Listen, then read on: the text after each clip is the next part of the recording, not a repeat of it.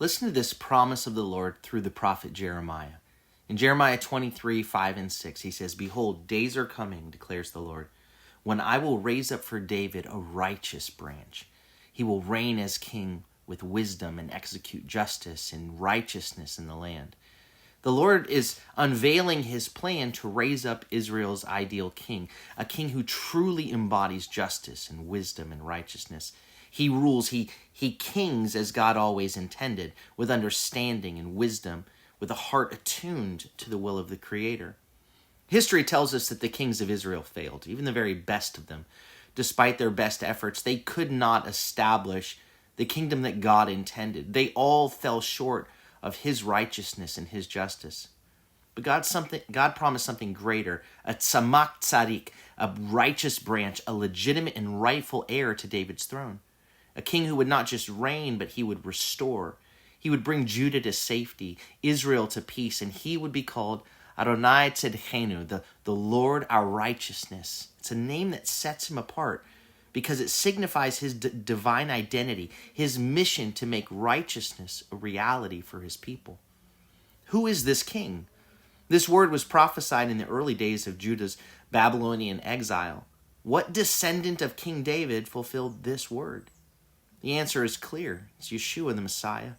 He's the righteous branch spoken of by Jeremiah, by Isaiah and Zechariah, born in the line of David. Yeshua came during the days of the Second Temple. He fulfilled the timing of the prophetic word.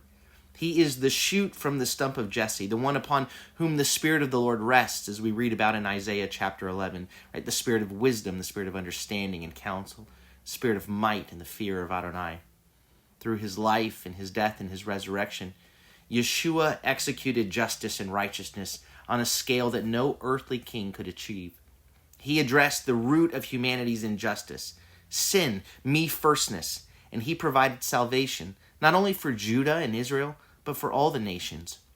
He established a kingdom, not of this world, where righteousness and peace reign in the hearts of those who follow him. Some may argue that the fullness of these prophecies still awaits future fulfillment, and truly there is more to come.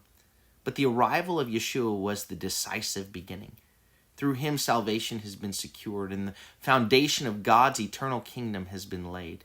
And so we declare with confidence, there is no king of Israel apart from Messiah Yeshua, the one who fulfills this prophecy. He is the righteous branch, the king who kings righteously, the Lord our righteousness, the one who brings us into life as God intends.